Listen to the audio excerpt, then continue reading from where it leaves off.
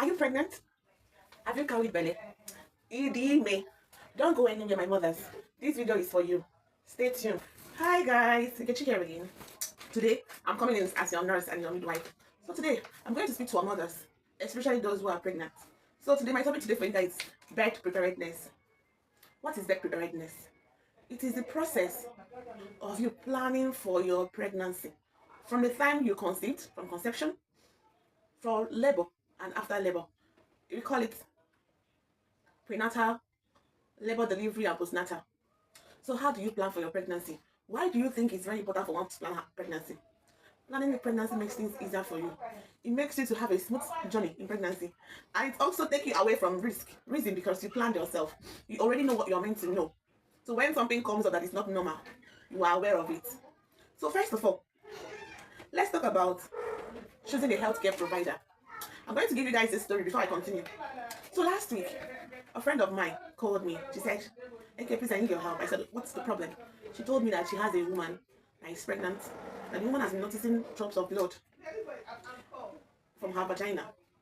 So I asked her, which healthcare provider is she using? Where does she go to hospital for antenatal? So she's using TBA, and TBA is traditional birth attendants. Mind you, I'm not against traditional birth attendants because some of them work in primary health center. Some of them go for training.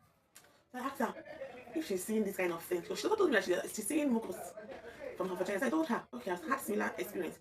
It's either, not like I have similar experience like it happened to me. Of course, I've been a midwife since 2020, so I know all this. So I told her that if this is what is happening to her, and she's having mucus combined with blood, chances that she might have lost the baby without her knowing. The baby might have died. And then the mucus that you're seeing might be when baby has not formed properly, mucus, blood, everything will just mix together and be coming as clumps of blood or mucus. That's what might happen. Or the blood coming out is that you're about to lose the baby. You're about to miscarry the baby. So I would advise you, I'm not with you, but I would advise you to go and see a gynecologist. So she complained to me, oh, it's because of financial constraint, that's why she's using TBAs. She now said, I said, okay, what about health center? I know the health center is very cheap. At least you should treat your baby and know if everything is. The first thing I even told her was, has she gone for scan? She said yes, she did scan, and the scan says she has twins and the babies are fine. I was like, I'm not sure. The scan knows what it's saying. Okay. I said, can I see the scan myself? So she has already given the scan results for her TBA, and she's with it. I said, okay. I was like, okay, if you said the baby is fine, that means she has chances of miscarrying the baby. But I think she should go to the hospital so that I can give her injection to stop the miscarriage, to avoid it, to prevent it. She now said that the TBA gave her scent leaf. She needs something for her to bring that. Now gave her scent leaf to put inside her vagina. And once she put that inside her vagina, she thought the bleeding reduced, the clinic reduced. I said, what kind of practice is this one in this 2025? Which century are we again? If somebody still putting scent leaf in the vagina to stop bleeding.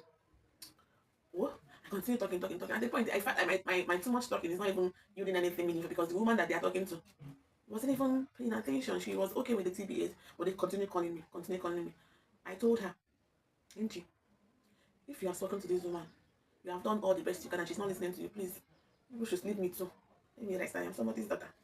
So the next day, now my girlfriend, because she's still pregnant, she now went for scan. She took the girl herself to the scan. Lo and behold, they did scan. There was no heartbeat. In fact, they said the uterus is not gravidae uterus, like she's not pregnant. Like it was later that they found out that the baby has died since, and she later went for evacuation. So this is the reason why it's so important to choose your healthcare provider. Don't just go anywhere because you want to you want to put to bed. And also, I usually advise first-time mothers, if you know it's your first time, I usually advise them to go to a hospital that has a theater. Do you know why? Yes, all of us pray to give birth like Hebrew women. Yes, we all pray for that. But sometimes you should be ready for complications. But that's another topic for another day, complication readiness. Because you don't know, you have not tried delivery before, it's your first step. So you need to stay close to theater in case if anything happens. They will not be carrying you around or waiting. Because one of the things that kills women during childbirth is exhaustion. You are tired, you can't push again, you can't go for them because they have stressed you over hours trying to make you deliver vaginally.